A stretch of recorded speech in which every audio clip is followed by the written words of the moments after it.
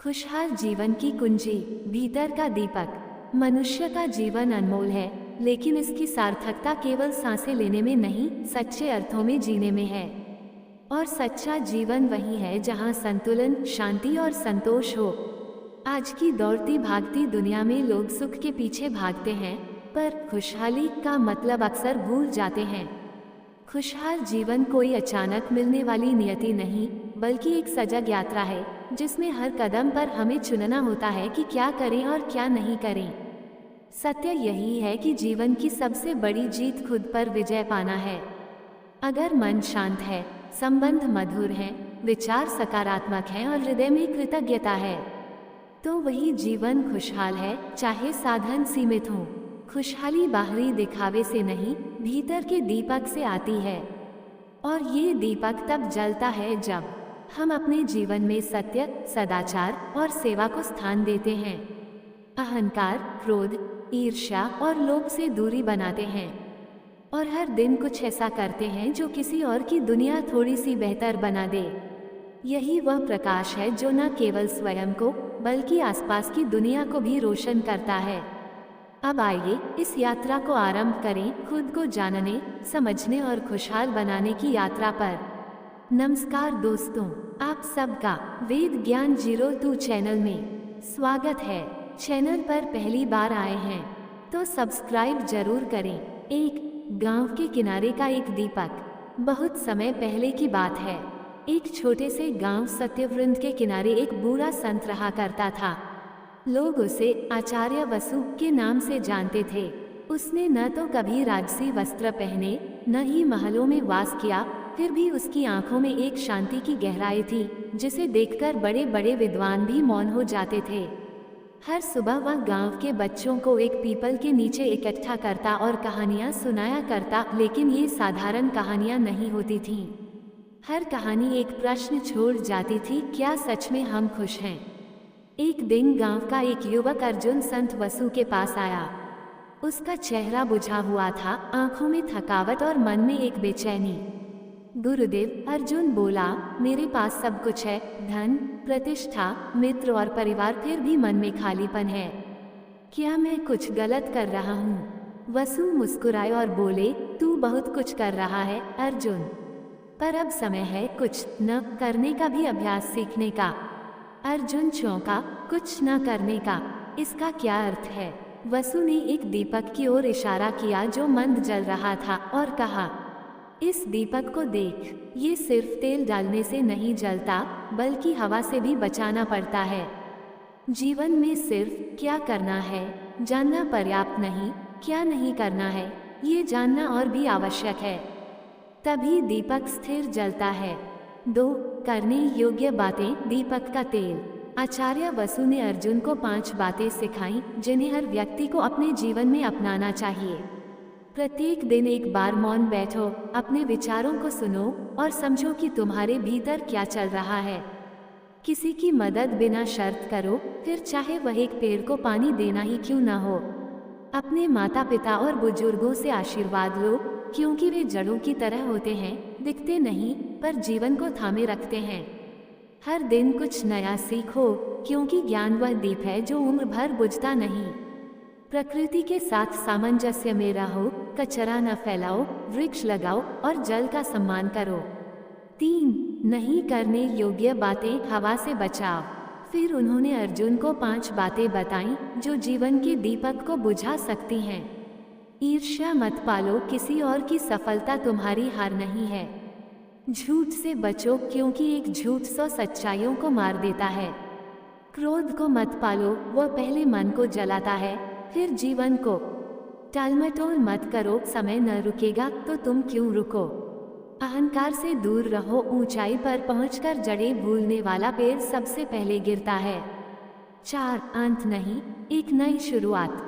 अर्जुन ने उस दिन से अपने जीवन में धीरे धीरे इन बातों को उतारना शुरू किया। न तो उसने संन्यास लिया, न ही अपनी जिम्मेदारियां छोड़ी, लेकिन अब वह हर सुबह आंखें खोलकर खुद से पूछता, क्या आज मेरा दीपक स्थिर जल रहा है? सत्यव्रत गांव में अब एक परंपरा बन गई। बच्चे, बड़े, स्त्री पुरुष सभी हर शाम उस पीपल के नीचे इकट्ठा होते, और एक नई बात सीखते जीवन को बेहतर बनाने की। सत्यव्रत में अब पहले जैसी नीरसता नहीं रही। लोगों ने आचार्य वसु और अर्जुन की बातचीत के बाद जीवन को देखने का नजरिया बदलना शुरू कर दिया था। हर घर में अब सिर्फ चूल्हा नहीं जलता था, चेतना भी जलती थी। लेकिन परिवर्तन की राह हमेशा सीधी नहीं होती। संदेह की छाया। एक दिन गांव का सबसे धनी व्यापारी कमल सेन आया और बोला, गुरुदेव, आप लोगों को सपने दिखा रहे हैं, लेकिन रोटी सपनों से नहीं बनती, मेहनत करनी पड़ती है। मेरा बेटा अब खेत में कम और पीपल के नीचे ज्यादा बैठता है। वसु मुस्कुराए, कमल सेन, जो खेत बिना सींचे सूखता है, वैसा ही जीवन बिना विवेक के सूख जाता है। मेहनत करनी चाहिए, लेकिन अंधी नहीं। अर्जुन ने विनम्रता से जोड़ा, हम काम से भाग नहीं रहे, बस अब समझ के साथ काम कर रहे हैं। मन में शांति हो तो रोटी भी स्वाद लगती है। कमल सेन चुप हो गया, लेकिन भीतर से वह सोच में पड़ गया। नया संकल्प, दीप जलाओ अभियान। अर्जुन ने गांव के युवाओं के साथ मिलकर एक अभियान शुरू किया, दीप जलाओ, खुद को जानो। हर युवा अपने घर के सामने शाम को एक दीप जलाता और एक अच्छे विचार की बात घर के लोगों को सुनाता। धीरे धीरे ये दीपक गांव में दीपमाला बन गए। हर गली, हर कोना अब अंधकार को चुनौती दे रहा था। लेकिन यही वह समय था जब परीक्षा आनी थी। अंदर का अंधकार, अर्जुन का मोह। एक दिन अर्जुन ने देखा कि लोग उसकी बातें अब श्रद्धा से सुनते हैं, उसका आदर बढ़ गया है, लोग उसके कहे अनुसार चलते हैं। और यहीं से अर्जुन के भीतर मोह की जड़ें पनपने लगीं। वह सोचने लगा, मैं ही सबका मार्गदर्शक हूँ। धीरे धीरे वह खुद को गुरु समझने लगा, और यही उसका पतन प्रारंभ था। वसु आचार्य ने ये देख लिया, लेकिन उन्होंने कुछ नहीं कहा। आचार्य वसु की शिक्षा, अहंकार का दर्पण। एक दिन उन्होंने अर्जुन को बुलाया और कहा, बेटा, अगर तुम्हारे भीतर दीपक है तो वह दूसरों को रोशन करता है, लेकिन अगर वह केवल अपने प्रकाश में खुद को देखने लगे तो वह अंधकार बन जाता है। अर्जुन की आंखों से पर्दा हट गया। वह भूमि पर झुक गया और कहा, गुरुदेव, मैंने अपनी चमक में आपकी लौ को ढक दिया, अब आप ही मुझे पुनः साधक बनाएं। वसु बोले, खुद को भूल जाना ही सीख की पहली सीढ़ी है अर्जुन। चलो फिर से शुरुआत करते हैं, इस बार और गहराई से। आगे क्या होगा? अब अर्जुन और आचार्य वसु मिलकर सत्यव्रत से बाहर के गांवों में निकलने की योजना बना रहे हैं। अब लक्ष्य है एक व्यक्ति नहीं, हर व्यक्ति का दीप जलाना। लेकिन रास्ते में आएंगे लालच, विरोध, भ्रम और चुनौतियाँ। क्या अर्जुन इनसे जीत पाएगा? क्या दीपक की यह लौ तूफानों से बच पाएगी? अब सत्यव्रत की सीमाएं पीछे छूट चुकी थीं। अर्जुन और आचार्य वसु गांव-गांव भ्रमण पर निकल चुके थे, दीप लिए नहीं, ज्ञान का दीपक जलाने के लिए। उनका पहला पड़ाव था एक गांव कुरंजपुर। कुरंजपुर में लोग कामकाज में व्यस्त तो थे, लेकिन चेहरों पर थकान, आपस में कटुता और होठों पर मुस्कान कम थी। यहाँ का प्रधान रघुनाथ महाजन, नाम से तो महाजन था, लेकिन स्वभाव में शंका और हृदय में भय था, कहीं ये संत मेरे अधिकार को चुनौती न दे दे। पहली सभा और पहली असफलता। अर्जुन ने गांव के चौपाल में सबको इकट्ठा किया और वही बात की, खुश रहने के लिए पहले जानना पड़ेगा कि क्या करना है और क्या नहीं करना है। जीवन के दीप को जलाना होगा। लेकिन सभा में शांति नहीं, शोर था। हमें भाषण नहीं चाहिए, यहाँ कोई भूखा सोता है तो कोई कर्ज में डूबा है। ये ज्ञान नहीं, अनाज चाहिए। ये संत शिष्य गांव में क्या क्रांति लाने आए हैं? रघुनाथ महाजन ने सभा के अंत में कहा, हमारे पास वक्त नहीं है इन कथाओं के लिए। जीवन संघर्ष है, ज्ञान से पेट नहीं भरता। अर्जुन को लगा जैसे किसी ने उनके प्रयासों को नकार दिया हो। उसका मन भारी हो गया। आचार्य वसु की सीख, बीज बोने वाले किसान की कहानी। रात को अर्जुन ने वसु से कहा, गुरुदेव, मैंने पूरी निष्ठा से बात की, फिर भी लोग मेरी बात को समझ नहीं पाए। क्या मैं असफल हो गया? वसु ने चुपचाप पास रखी लकड़ी से मिट्टी पर एक रेखा खींची और बोले, एक बीज बोने वाला किसान कभी उसी दिन फल की उम्मीद नहीं करता जिस दिन उसने बीज डाला हो।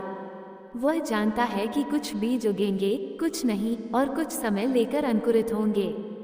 फिर वे अर्जुन की आंखों में देखकर बोले, तू बीज बोने वाला बन, फल तेरा नहीं, समय का अधिकार है। अर्जुन की आंखें नम हो गईं, लेकिन मन फिर से स्थिर हुआ। दूसरे दिन की सुबह एक छोटी लौ। अगले दिन गांव के एक कोने से एक वृद्ध महिला, मालती अम्मा आई। बेटा, कल तुम जो बोले उसमें मुझे मेरी भूली हुई माँ की बातें याद आ गईं। मैं अब रोज एक दीप जलाऊंगी अपने भीतर और अपने घर के सामने।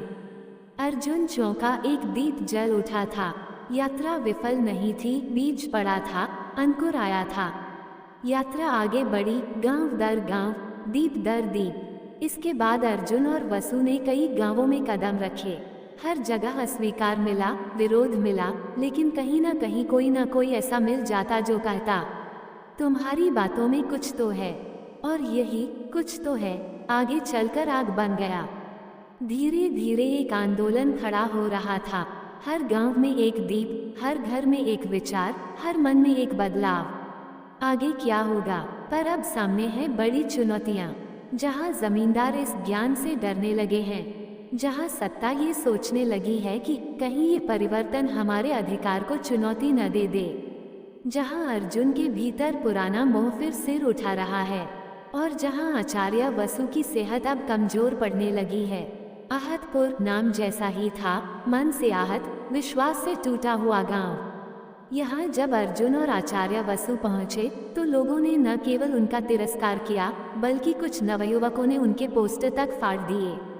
हमने पहले भी बहुत साधुओं की बातें सुनी हैं, सब आते हैं, बोलते हैं और चले जाते हैं, हमें अब कोई उम्मीद नहीं। ये वाक्य था एक युवा रमेश का, जो अपने पिता की मृत्यु के बाद शराब और क्रोध का सहारा ले बैठा था। लेकिन उसी गांव में एक बच्ची गौरी हर दिन स्कूल से लौटकर एक पुरानी दीपक की टोकरी साफ करती थी। पूछने पर बोली, माँ कहती थी कभी ना कभी कोई ऐसा आएगा जो इन दीपों को फिर से जलाएगा। शायद वो तुम हो। अर्जुन ने देखा, एक चिंगारी और जाग गई थी। संघर्ष बढ़ा, जहाँ विरोध अब शत्रुता बन गई थी। धीरे धीरे जमींदारों और भ्रष्ट अधिकारियों को ये समझ आने लगा कि अर्जुन और वसु कोई साधारण प्रवचनकर्ता नहीं, बल्कि परिवर्तन के बीज बो रहे हैं। रघुनाथ महाजन ने अब खुले तौर पर विरोध करना शुरू कर दिया। इनके शब्दों में आग है, और आग जब फैलती है तो पुरानी व्यवस्थाएं जलती हैं। हमें इन्हें रोकना होगा। कई जगहों पर अर्जुन को सभा करने से रोका गया। उनके विरुद्ध अफवाहें फैलाई गईं। एक दिन जब वे चंपापुर नामक गांव में पहुंचे तो उन्हें रात में एक वीरान मंदिर में रुकना पड़ा, क्योंकि किसी ने उन्हें आश्रय नहीं दिया। वहीं पर आचार्य वसु को तेज बुखार हो गया। आचार्य वसु की अंतिम शिक्षा। अर्जुन के आंसू नहीं थम रहे थे, वसु की सांसें धीमी हो रही थीं। गुरुदेव, मुझे माफ कीजिए, शायद मैंने आपको इस यात्रा में घसीटा। वसु मुस्कराए, तू मुझे कहाँ ले गया अर्जुन? मैं तुझे लेकर चला था, अब तू अकेला नहीं है। क्या मैं यह आंदोलन आगे बढ़ा पाऊंगा? अर्जुन ने कांपती आवाज में पूछा। वसु ने अपना कांपता हुआ हाथ उसके सिर पर रख दिया और बोला, जिनके शब्दों में सत्य होता है वे कभी अकेले नहीं होते।